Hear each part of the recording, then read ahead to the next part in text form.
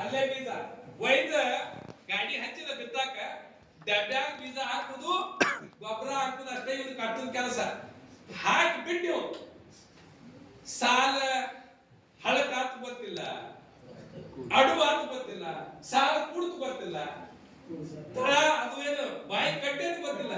ಅವ ಬಿತ್ತಿದ ಕರೆ ಇವ ಬಂದದ ಕರೆ ಮುಂದೆ 15 ದಿವಸ ಹೊಲಕ್ಕೆ ಹೋದ ನಾಟೇ ಇಲ್ಲ. ಕಾರಣ ಅವ ಏನ್ ಹೇಳ್ದ ಬೀಜನ ಸುಮಾರು ಅವ ಟ್ಯಾಕ್ಟರ್ ಏನ್ ಮಾಡಿದ ಕಾಳು ಹೋಗ್ಲಾರ್ದೆ ಡಬ್ಬ್ಯಾಗ ಕಾಳು ಬೀಜ ತಗೊಂಡು ಅವ ತನ್ನ ಮನೆಗೆ ಹೋಗಿದ್ದಾವ. ಇದು ಯಾಕಂದ್ರೆ ಮೂರನೇ ದಿನ ಕರೆಕ್ಟ್ ಸರ್. ಏನ 50 ದಿನಕ್ಕೆ ಏನ್ ಮಾಡ್ತೀವೋ ಎಡಿ ಹೊಡಿದ್ರಿ ಅಂದ್ರೆ ಬೋದ್ ಎರ್ಸುವತ್ತು ಗೊಬ್ಬರ ಕಟ್ಟುದು, ಚೊಲೋ ಮಳೆ ಆಗಿತ್ತು ಗೊಬ್ಬರ ಕಟ್ಟುದು. ಅವತ್ತು ಟ್ಯಾಕ್ಟರ್ ನಮ್ಗೆ ಅವ ಬೋದ್ ಏರಿಸಿ ಬಂದ ಎಂಟು ದಿನದ 4 ದಿನ ಇನ್ನು ಅದು ಇದು ಕಟ್ಟಾಕತ್ತು ಏನು ತೊಗರಿ ಗುಗ್ರಿ ಹಾಕಕತ್ತು, ಹೂ ಕಟ್ಟಾಕತ್ತಂದ್ರೆ ಅವಾಗ ಔಷಧ ಹೊಡಿಸ್ತಾಕ. ತಡ್ಸ ಸಾವುಕಾರ ಶ್ರೀಮಂತರ ಅವರು 3 ಸಲ ಔಷಧ ಹೊಡೆದ್ರ ನಾವ್ಕಿಂತ ಕಡಿಮೆ ನನ್ನ 4 ಸಲ ಔಷಧ. ಅವ್ರು 1 ml ಹಾಕಿದ್ರೆ ನಮ್ದು ಅಗ್ರಿಕಲ್ಚರ್ ಪ್ರಾಕ್ಟೀಸಿಂಗ್ ನಡೆದು 4 ಸಲ ಔಷಧ ಹೊಡೆದ್ರೆ 2 ದಿನ ಅಂತ ಸಾಹೇಬ್ರ 4 2 ದಿನ ಅಂತ 8 ದಿನ.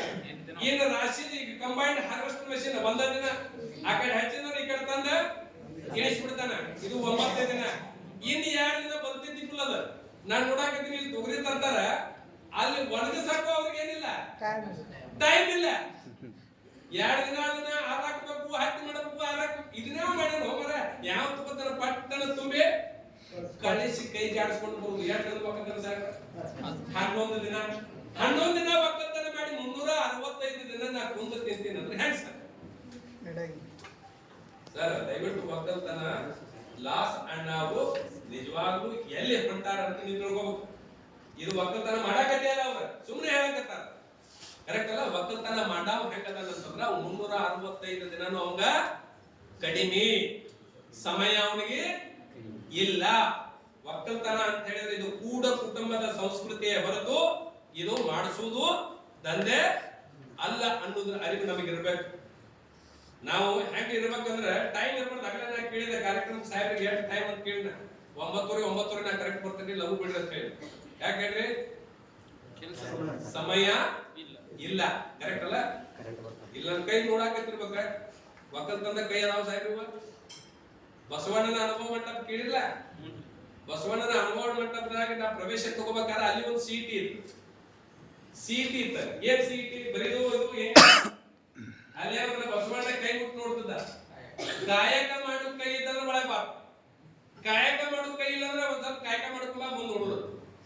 ಹಂಗ ಕಾಯಕ ಶ್ರೇಷ್ಠ ವೃತ್ತಿ ಯಾವ್ದಂದ್ರೆ ಒಕ್ಕಲ್ತನ ಅದ. ಅದನ್ನ ತಿಳ್ಕೊಳ್ಳಿಲ್ಲ ಅಂತಂದ್ರೆ ಮುಂದಿನ ಜನಾಂಗ ಉಳಿಯುವುದೇ ದುರ್ಲಭ. ಇದು ಸತ್ಯ. ಇದನ್ನ ನಾವು ಅರ್ಥ ಮಾಡ್ಕೊಂಡು ಈಗಲೇ 37% ಆಹಾರದ ಕೊರತೆ ನಮಗ ಆಗ್ತಾ ಇದೆ. ಅದಕ್ಕೆ ದಯವಿಟ್ಟು ಈ ಮಣ್ಣಿನ ವಿಷಯಕ್ಕೆ ಬಂದಾಗ ನೀವು ಬಹಳಷ್ಟು ಆಳವಾಗಿ ಅದನ್ನ ಅರ್ಥ ಮಾಡ್ಕೊಂಡು ಅದ್ರ ಜೊತೆ ಬೆರೆಯುವಂತ ಕೆಲಸ ನೀವು ಪ್ರಾಮಾಣಿಕವಾಗಿ ಮಾಡ್ಲಿ ಅಂತಕ್ಕಂಥ ವಿನಂತಿ ನಂದದ. ಆಗಲೇ ಒಂದು ಸಣ್ಣ ಉದಾಹರಣೆ ಹೇಳಿದ್ದೆ.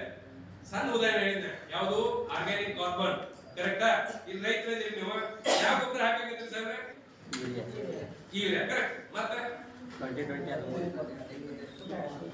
ಕಾಂಪ್ಲೆಕ್ಸ್ ಇತ್ತು 10 26 ಕರೆಕ್ಟಾ? 17 19 ಏನೇನೋ ಕಾಂಪ್ಲೆಕ್ಸ್ ಗೊಬ್ಬರ. ಸ್ವಲ್ಪ ಇಲ್ಲೆಲ್ಲ ಹುಡುಗರಲ್ಲಿ ನೀವು ತಿಳ್ಕೊಂಡು ನಿಮ್ಮ ಮನ್ಯಾಗ ಒಕ್ಕಲ್ತನ ಮಾಡೋದ್ರಿ. ಇನ್ನು ನೀವು ಮುಂದೆ ಹೋಗ್ಬೇಕು. ಅದಕ್ಕೆ ಸ್ವಲ್ಪ ಹಿರಿಯರು ಮಾಡ್ತಕ್ಕಂಥ ಪ್ರಾಕ್ಟೀಸ್ ನೋಡ್ರಿ. ಇಲ್ಲಿ ಬಹಳ ಹೇಳಿದ್ರು. ಮೊದಲಿಗೆ ಬರುವುದು ನಮ್ಮದು ಗೊಬ್ಬರ ಯಾವ್ದ್ರಿ?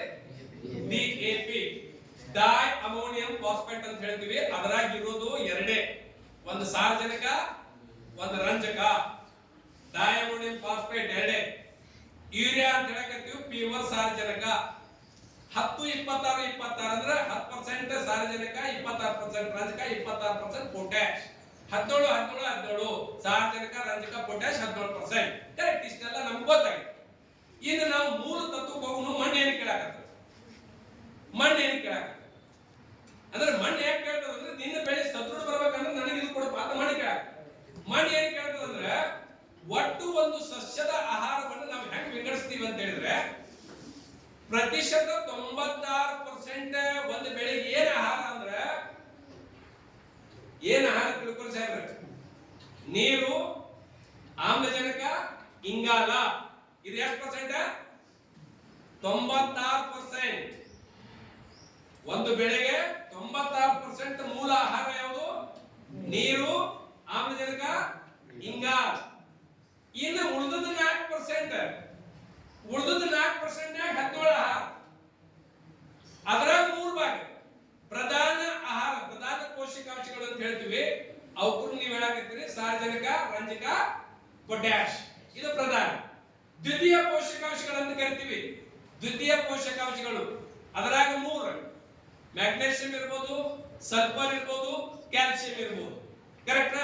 ಇನ್ನು ತೃತೀಯ ಪೋಷಕಾಂಶ, ತೃತೀಯ ಪೋಷಕಾಂಶದಾಗ ಮತ್ತೆ 7: ಜಿಂಕ್ ಇರ್ಬೋದು, ಫೆರಸ್ ಇರ್ಬೋದು, ಬೋರಾನ್ ಇರ್ಬೋದು, ಮೊಲಾಬ್ಡಿನಮ್ ಇರ್ಬೋದು. ಈ ತರ 7 ಆಹಾರ.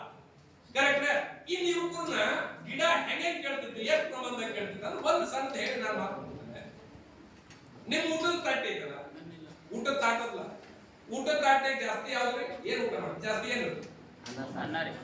ಅನ್ನ, ರೊಟ್ಟಿ, ಚಪಾತಿ, ಇದು ಜಾಸ್ತಿ. ಕರೆಕ್ಟ್ ಅಲ್ಲ? ಮೀಡಿಯಂ ಮೊಸರ, ಪಲ್ಯ ಮಧ್ಯಮ, ಕಡಿಮೆ ಅಲ್ಲ, ಮಧ್ಯಮ ಅಂದ್ರೆ ಅಟ್ಟು ಹಣ್ಣು ಇಲ್ಲ, ಅಟ್ಟ ಇರಲ್ಲ. ಇನ್ನು ಸ್ವಲ್ಪ ಸ್ವಲ್ಪ ಲಘು ಏನಂದ್ರೆ ಉಪ್ಪಿನಕಾಯಿ, ಖಾರ. ಅದನ್ನ ಖಾರ ಅನ್ನ ಬಡಿಸ್ಕೊಳ ಖಾರ ಹಾಕೋದು ನಮ್ಗೆ ಬರುದಿಲ್ಲ, ಸ್ವಲ್ಪ ಸಣ್ಣ ಅರ್ಥ ನಿಮ್ಮ ಭಾಷೆದಾಗ. ನಮ್ಮ ಊಟದ ತಟ್ಟೆ ಹೇಗಿಲ್ಲ, ಹಣ್ಣು ಭೂಮಿ ಒಳಗೂ ಗಿಡಕ್ಕೆ ಊಟದ ತಟ್ಟೆ ನಾವು ಬಳಸ್ಬೇಕು. ನಾ ಹೆಂಗ ರೊಟ್ಟಿ, ಅನ್ನ, ರೊಟ್ಟಿ, ಚಪಾತಿ ಜಾಸ್ತಿ ತಿಂತೀನಿ, ಹಂಗ ಪ್ರಧಾನ ಅಂತ ಹೇಳಿ ಸಾರಜನಕ, ರಂಜಕ, ಪೊಟ್ಯಾಶ ಭೂಮಿಗೆ, ಗಿಡಕ್ಕ ಜಾಸ್ತಿ ಬೇಕು. ಇನ್ನ ಪಲ್ಯ, ಮೊಸರು ಹೆಂಗ್ ಮೀಡಿಯಂ ಬೇಕಲ್ಲ, ಹಂಗ ನೀವು ಕ್ಯಾಲ್ಸಿಯಂ, ಸಲ್ಫರ್, ಮ್ಯಾಗ್ನೀಷಿಯಂ ಅನ್ನ ಮೀಡಿಯಂ ಪ್ರಮಾಣದಾಗ ಕೊಡಬೇಕು. ಇನ್ನಿವೇನು ಹೇಳಿಲ್ಲ, ಜಿಂಕ್, ಫೆರಸ್, ಬೋರಾನ್, ಮೊಲಾಬ್ಡಿನಮ್, ಇವು ಉಪ್ಪಿನಕಾಯಿ, ಖಾರ ಕೊಟ್ಟಾಗ ಕೊಡಬೇಕು. ಹಂಗ ಕೊಟ್ರಿ ಅಂದ್ರೆ ಗಿಡ ನೀ ಹೆಂಗ್ ಬಯಸ್ತಿ ಹಾಗೆ ಬೆಳಿತೈತಿ. ನನ್ನ ಮಾವಿನಕಾಯಿ ಹೀಗ ಆಗ್ಬೇಕಂದ್ರೆ ಅದ್ರ ತಳಗ ಅದು ತಾಕತ್ತ ನೀ ಕೊಡಬೇಕು ಭೂಮಿಗೆ. ಮತ್ತೆ ಅಲ್ಲಿ ಕೊಡುದಿಲ್ಲ, ಇಲ್ಲಿ ಬೇಕಂದ್ರೆ ಅದು ಸಾಧ್ಯ ಇಲ್ಲ. ಕರೆಕ್ಟ್ ಸಾಹೇಬ್ರ? ಇನ್ನು ನೀವೇನ್ ಕೊಡಕತ್ತೀರಿ ಅಂದ್ರಾಗ DAP, ಯೂರಿಯಾ 17 ನೀವೇನ್ ಕೊಟ್ರಿ? 2 ಸಾರಜನಕ, ರಂಜಕ ಕೊಟ್ರಿ. ಆದ್ರೂ ನಿಮ್ಮ ಬೆಳೆ ಬೆಳೆಯಾಕತ್ತೈತಿ. ಕಾರಣ ಏನಂದ್ರೆ ನಿಮ್ಮ ಹಿರಿಯರು ಡಿಪಾಸಿಟ್ ಮಾಡಿದ್ದು ಭೂಮಿಯಿಂದ ವರ್ಷ ವರ್ಷ ಗಿಡ ಅದನ್ನ ಖರ್ಚು ಮಾಡಾಕತ್ತೈತಿ. ಇದೇ DAP, ಯೂರಿಯಾ ಹಾಕಿದ್ರೆ ಮುಂದೆ 10 ವರ್ಷದಾಗ ಏನ್ ಬೆಳಗಲ್ಲ, ಏನು ಬರಂಗಿಲ್ಲ. ಅದನ್ನ ತಿಳಿಬೇಕು ಅಂತ ಅನ್ನೋದಕ್ಕೆ ಭೂಮಿಯಲ್ಲಿ ಯಾವ ಪೋಷಕಾಂಶಗಳ ಆಗರ ಎಷ್ಟಿದೆ, ಯಾವ ಬೆಳೆಯನ್ನು ಹಾಕ್ತೀನಿ, ಯಾವ ಬೆಳೆಗೆ ಯಾವ ಪೋಷಕಾಂಶಗಳ ಪ್ರಮಾಣ ಎಷ್ಟು ಬೇಕು ಅನ್ನೋದನ್ನ ತಿಳ್ಕೋಬೇಕಾಗಿತ್ತು ಅಂತಂದ್ರೆ ನಾವು ಮೊದಲು ಮಾಡಬೇಕಾದಂತ ಕೆಲಸ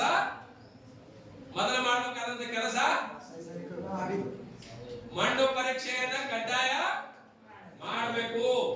ಅರ್ಥ ಆಯ್ತಂದ್ರೆ ಏನ್ ಹಾಕ್ಬೇಕು ಬೆಳಗ್ಗೆ ಅಂತ ತಿಳ್ಕೊಳಕ್ಕೆ ಏನ್ ಬೇಕ್ರಿ? ಮಣ್ಣು ಪರೀಕ್ಷೆ.